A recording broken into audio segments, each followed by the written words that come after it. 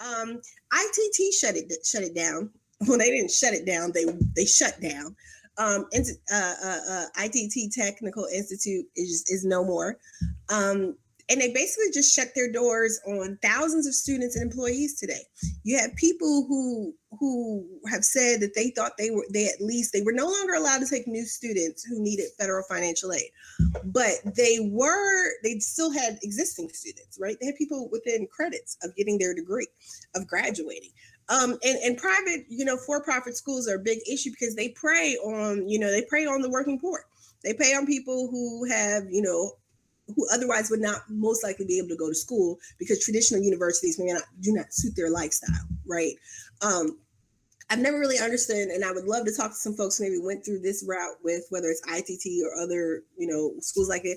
I was reading an article earlier that after the big shakeup happened, where the federal government, the Department of Education, really started cracking down and investigating. There's some SEC violations. There's some allegations of fraud. There's all types of stuff going on. So it's for people who still have student loans that are owed for the school, some are looking into whether or not they're going to be able to be forgiven under various provisions that permit, like if there's an issue of fraud.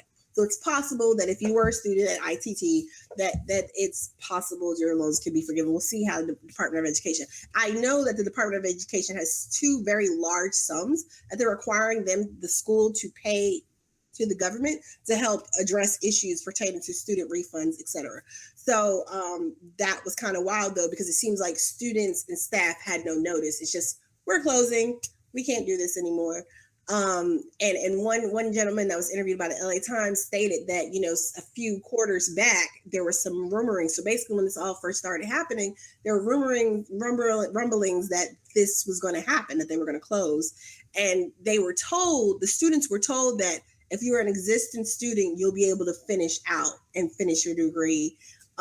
So I do know that the Department of Education, for what I've read, is trying to coordinate with, different locations and local community colleges, because that's the other problem with some of these for-profit schools. And if you have even those little junior colleges in your area, the credits and whoever they're accredited by, it may not even necessarily translate or be accepted by the nearest, government institution, like, a regular public four-year university or even a public community college.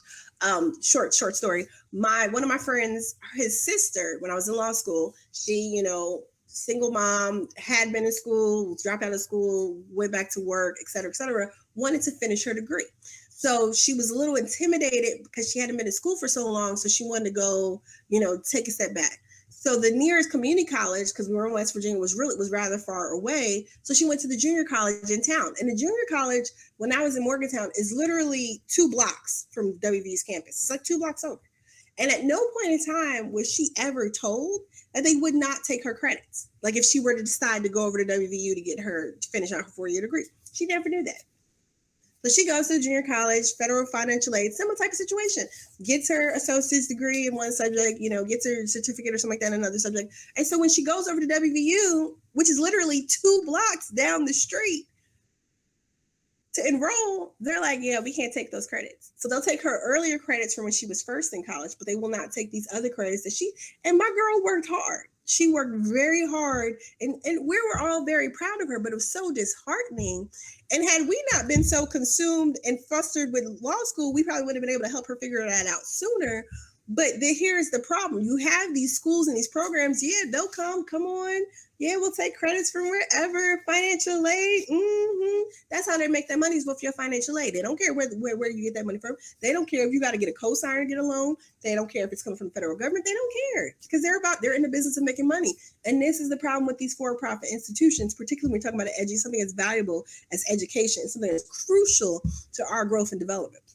So sayonara ITT, and hopefully they can work something out for those students. And I really, really, my thoughts and prayers do definitely go out to people who were that close to getting their degree. Hopefully they'll be able to transfer elsewhere to finish out that work. Because if you've been grinding through for years to complete a 4-year degree, and now you're being told you can't get your paper, yeah, let's just say them ITT people probably need a little bit of personal security right now.